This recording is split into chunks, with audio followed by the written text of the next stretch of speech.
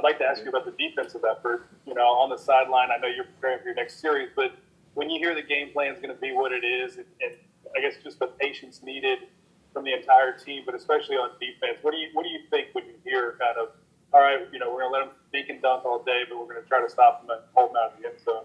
Yeah, As a team, what do you think? Does that put more pressure on you to make sure that you really capitalize when you do have the ball? yeah, our defense played their hearts out. And last night, Coach O said he was speaking his mind. He was saying, say I throw a pick or say something happens, they got my back, and I got theirs. So I really appreciate Coach O and our team. I love our defense. There's some dogs. But yeah, it was a lot of fun going out there and competing.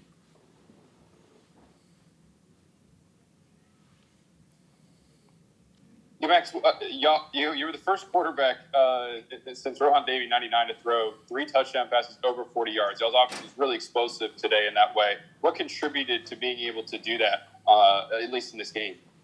Yeah, I think Coach Pete's just dialed up some really good plays, whether if they're playing zero coverage or man-to-man. I think Coach Pete's called specific plays to beat that coverage, and we were able to capitalize. And Kayshawn made some big plays for us. Cole had his first touchdown, which was pretty sweet. So. Yeah, Max. I guess one talk about the first touchdown in the second half. Did you feel like that could go all the way if you hit it just right?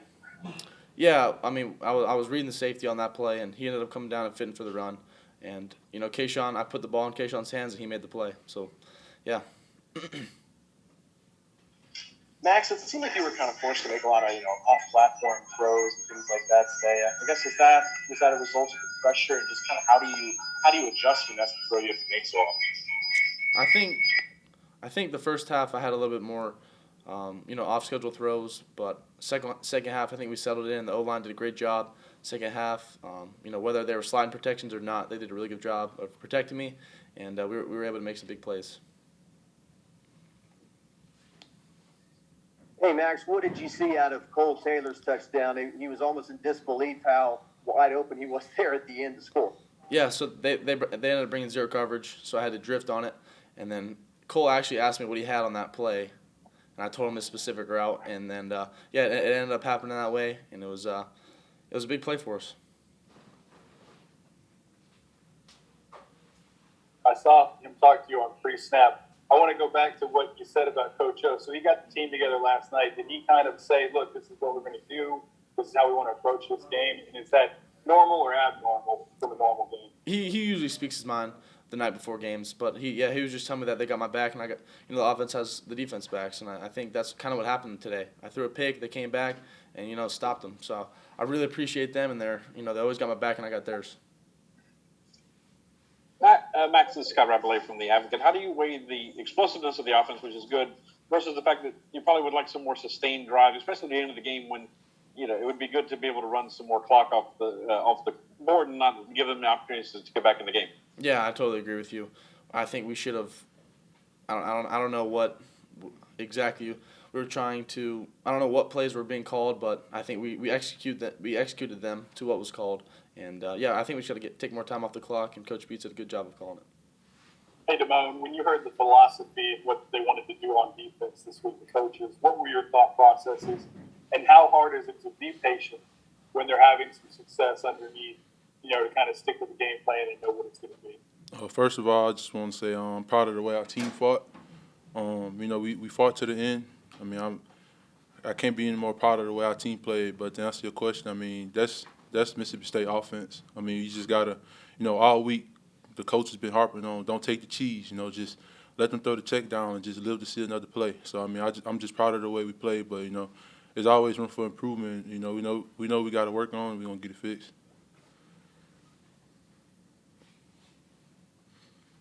Hey, Damone, Sheldon Mickles at The Advocate. You were part of 2 big ways in the first quarter.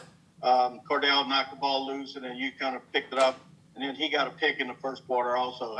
What did that do for your defense to get those 2 takeaways and kind of set the tone for your effort in the first half? Well, I just want to shout out Flott, man. I mean, I'm proud of Flott, man. He every day, he just talk to me every day, you know what I'm saying? Just keep me motivated, and I keep him motivated. And to see him, the first turnover, the forced fumble, I should have scored that, but I mean, that's on me. But I'm just like I said, I'm just proud of the way our defense fought. I mean, Flock was all over the field, you know, and I'm just proud of him.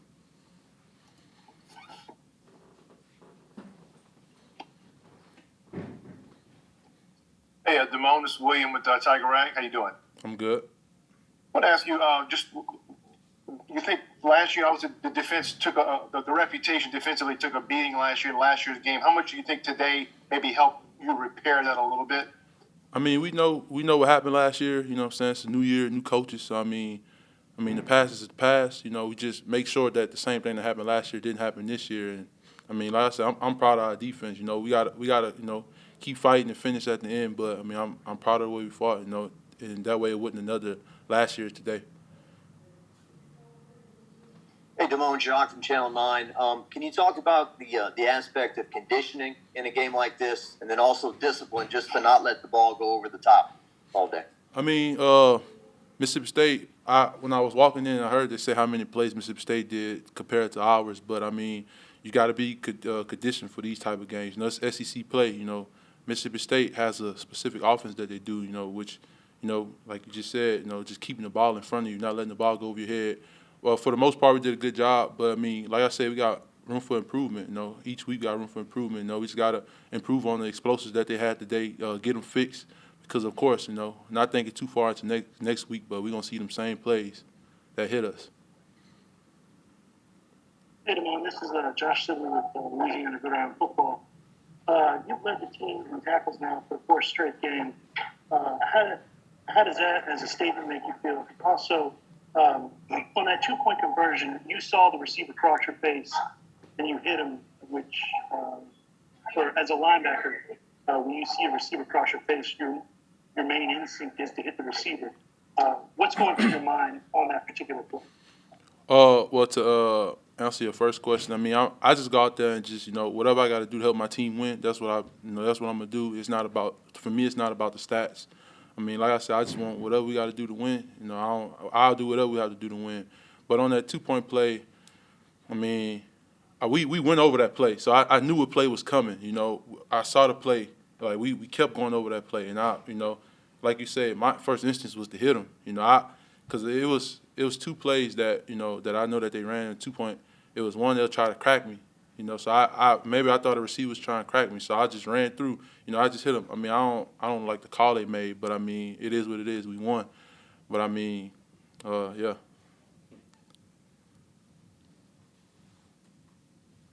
Damone, Ed said that as a coaching staff, they were looking at this 3-2-6 like since the game ended last year.